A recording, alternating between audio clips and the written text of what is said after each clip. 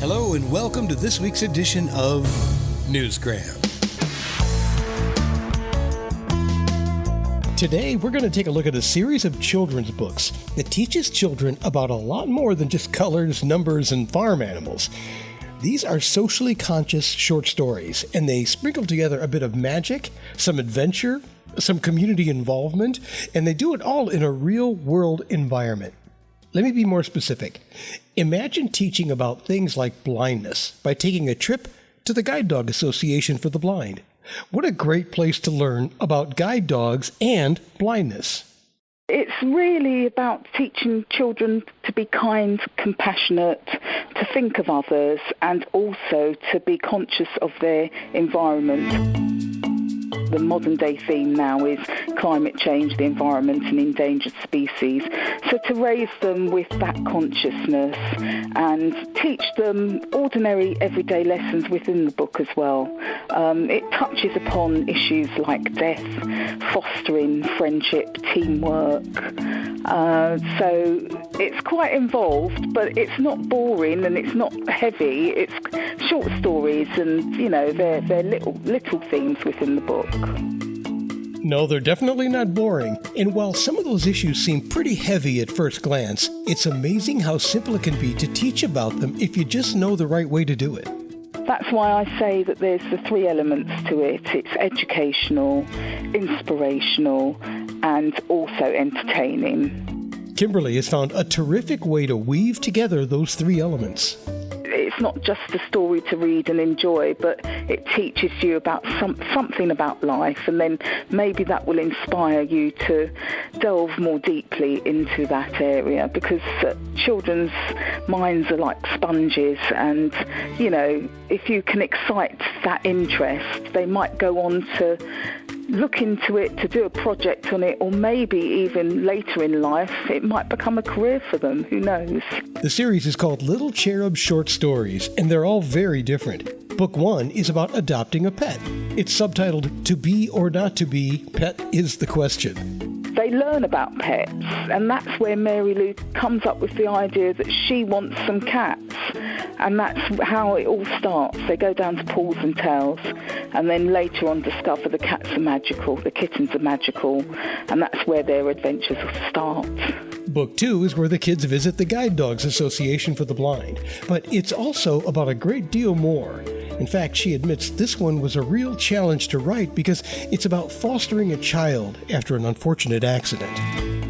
Layla lost her parents when she was 4, and so that was quite difficult to think about how a child would feel and, how they would react. And also deaths, it can be a bit stigmatized, it can be a bit scary, particularly to young children. So I had to think really about that aspect and put it in a certain way. But I hope I've shown that her feelings and the way she worked through it and the help that she got and eventually came across the Nailers who fostered her shows that out of real pain and hardship, you can find solace and happiness again. Yeah, there's a lot going on in this one, including death, fostering, adoption. There's a bake sale, a set of magic pendants, a large diamond, and a tiger tooth that have ancient powers, which helps them on their mission to protect endangered species. I'm quite into environmental issues, so endangered species and thinking about the planet. Those are the areas that I like best. I also worked for a long time in the voluntary sector, and so those areas where they go to the Association for the Blind and learn about guide dogs, and they think about places like Bernardo's that look after children. They're quite important aspects. They're my favourite bits because they do touch upon my former careers. The third book in the Little Cherubs Short Story series is Meet Ambi and Jolsie, Book 3, Ambi and Jolsie's Easter Parade.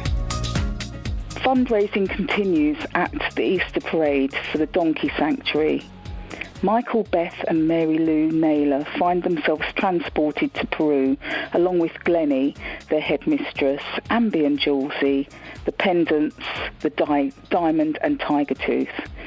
They help Alvarez, who appears to them and guides them to the temple of Inti, the Inca sun god, where the never-ending treasures have been hidden during the 15th century for the protection of the Incas and the environment. During the modern-day excavation, the Naylors find the code word and the never-ending treasures appear. The magic continues. So as you can see, very different stories addressing all kinds of social issues in educational and motivational ways. They encourage imagination. They're full of magic and adventure, love and endearment, and they're anything but boring.